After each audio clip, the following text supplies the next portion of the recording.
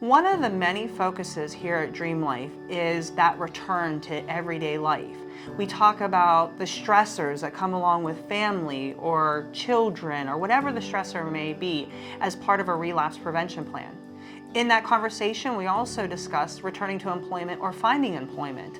We talk about the importance of finding a career that fits an individual or finding meaningful work that allows a client to continue to work on their identity, sense of purpose, and accountability. My name is Knisely. I'm the lead therapist here at DreamLife Recovery. Here at DreamLife, we offer several different aftercare services. The first focus is on outpatient therapy in some fashion. We usually start with a recommendation to PHP, which would be the next level of care. However, when that's not feasible for clients, we then focus on IOP or regular outpatient services for the client. But every client who successfully completes our programming has aftercare scheduled as part of that successful completion.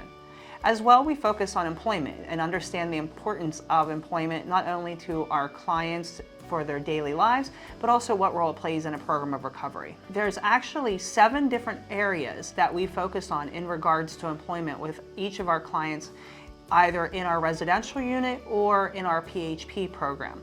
The first one is the interviewing, preparation, resume building. At times, our clients have gone significant amount of times without employment due to their chemical usage. So we talk about what to expect in interviews, how to prepare for them. How do we explain that length of time that is missing on their resume? How to make their resume appealing to an employer.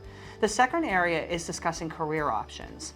What would fit into their program of recovery? What do they have interest in? What would give them drive and purpose?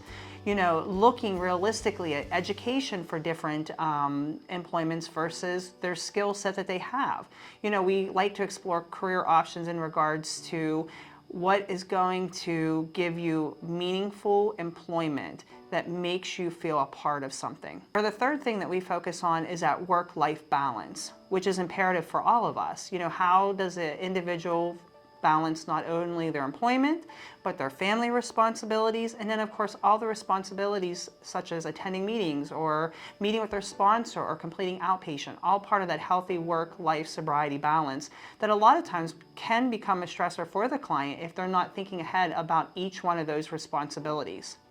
The fourth area is financial management. Many of our clients, some of them don't even know how to balance a checkbook. So we talk about the importance of balancing a checkbook, how to pay bills, how to focus on responsibilities before we pay for the things that are considered leisure activities, which are also a healthy part of our work-life balance. We talk about, the stress or the triggering that paychecks have. Many of our clients will identify money in the hand or money in their pocket as a trigger to their chemical usage. The fifth area we talk about is stress management. Many of our clients have anxiety or depression based upon stressors that they have in their lives, whether it be work stressors, family stressors, but in this area, it's the work stressors. How do we balance those work relationships? How do we have conversation with the employers that we're returning to when we've been gone for treatment purposes, and how to have meaningful conversations that allow the client to protect themselves and also to decrease that anxiety or that stress about returning to the workforce or returning to a job they may already have. The sixth area goes hand in hand with the fifth area of stress management, setting boundaries. Many times some of the work environments that individuals are either returning to or going into may have unhealthy individuals that could pose a threat to recovery. So how do you maintain those professional boundaries? How do you hold yourself accountable? How do you have conversations where you're not engaging in some of those unhealthy behaviors? Or how do you set the boundaries so that work doesn't become the primary focus over your program of recovery so that you can, again, going back to one of the other areas that we focus on, that work-life sobriety balance.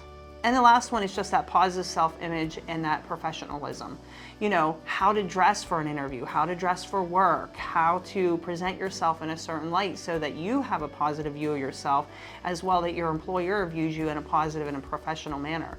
Again, when we look good on the outside, we feel good on the inside, and those things are all part of that love for oneself, that positive self-image, and also just that good self-care that all of us need to do.